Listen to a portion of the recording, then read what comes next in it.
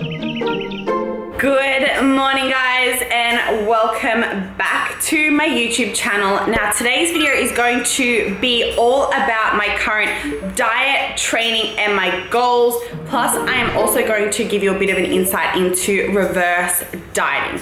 I'm going to show you what my body currently looks like. Now before I get started on today's video, I'm going to go have a coffee, have my breakfast, and make myself look a little bit prettier.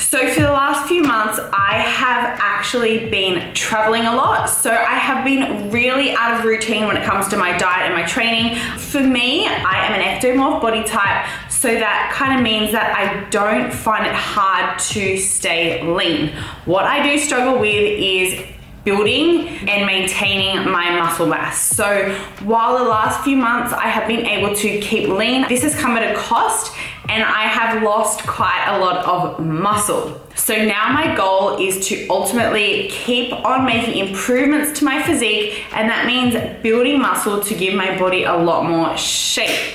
Now for WBFF Bikini Diva, they do love that nice hourglass shape, so that's why I need to build my shoulders so that my waist comes in and looks smaller, and then you've got that nice rounded booty and lower body. For me, I'm very straight up and down, so I need to work hard to build muscle to give my body this shape.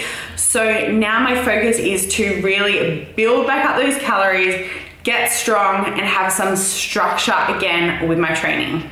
For my training right now, I weights train 6 days a week, and I have 1 rest day. My training split is 4 lower body, and I train upper body 2 times a week. Now for my lower body training days, I split these up into 2 quad focus days, and I have 2 glutes and hamstring days. My upper body is shoulders and back, and I typically train those together.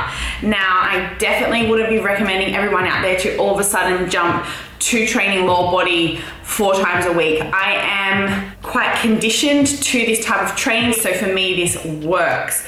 If you are just starting out, I recommend hitting lower body 2 times a week, then moving to 3 times and progressing like that. For my upper body, I just train my shoulders and back because genetically my upper body is kind of jacked already, and I don't really need to get any bigger arms for the Bikini Diva categories because bicep.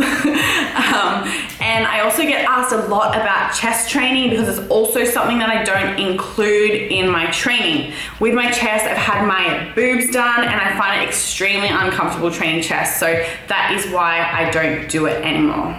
For cardio, right now I am not doing any cardio. Previously, over the last few months, I have been smashing the cardio while I've been away, and that is probably why I have lost a lot of muscle. But now that I'm back in routine, I have dropped my cardio, and I'm only focusing now on a daily step target. So my daily steps, I tracked using a Fitbit.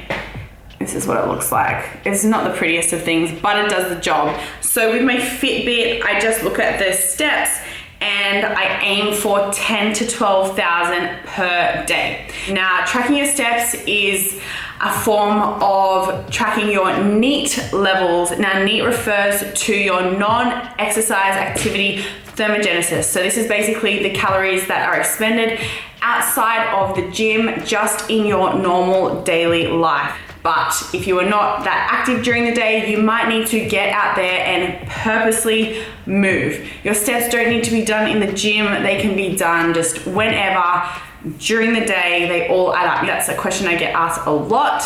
It counts the whole day, guys. Okay, so for my diet, I follow a flexible dieting approach. So that means that I am aware of and I track my protein, my carb, and my fat intake. And I track this daily. I use an app called MyFitnessPal to input my data. Now, before I start, because I'm going to share my current macros with you, I want to just point out that just because this is what I'm doing, it doesn't mean that it's something that you should follow or you should do and copy me, because what works for me is not going to work for you. Macros and our calories are specific to you, your body composition, and your goals. Okay guys, so here are my macros. My protein is at 140, my fats are at 70, and my carbs are at 252. Carbs are life, and that makes my calories just under 2,200. So those are my macros and where I am at. Again, please do not think that you can copy them and get the same body as me. It doesn't work like that, guys. Okay, so now I'm gonna show you guys what my body is currently looking like on 2,200 calories a day.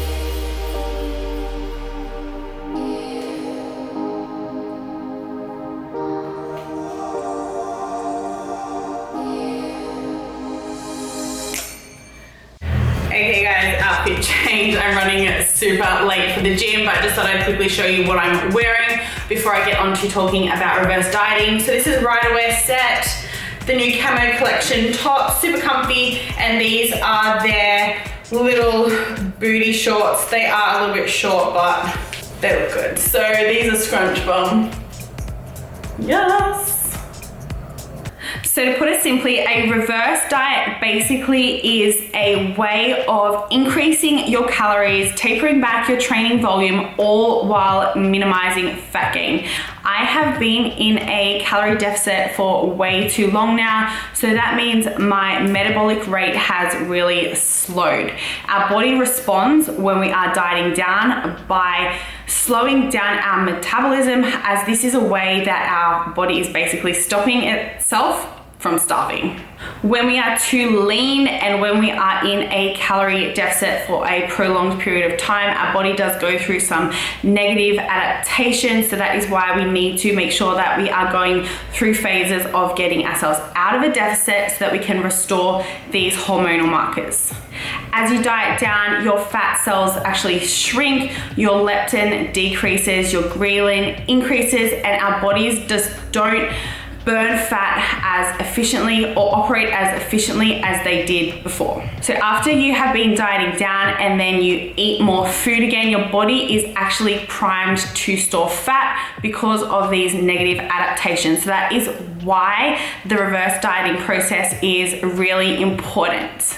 So basically it is my goal right now to get out of a calorie deficit by building my calories back up to their baseline, which should be around 2,500. So I'm in that process currently and I'm at week 4 of this.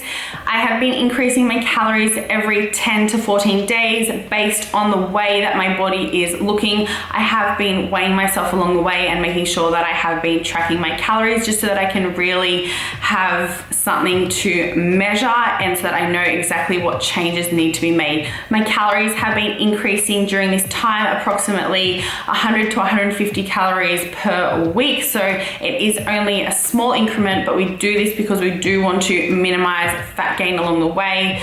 My calories are increasing majority from carbohydrates. So my carbs are now at 252 grams per day, so they have increased quite significantly. Now I hope that helps simplify reverse dieting a little bit. Now this is only just like the absolute basics, but I have been getting a heap of questions about it. Anyway, I hope that you enjoyed today's video. It was just a quick little update on my diet and my training. If you are new to my channel, then hello and welcome. I would absolutely love to have you part of my YouTube fam. So if you haven't already subscribed to my channel, please subscribe, and I will see you all on my next video.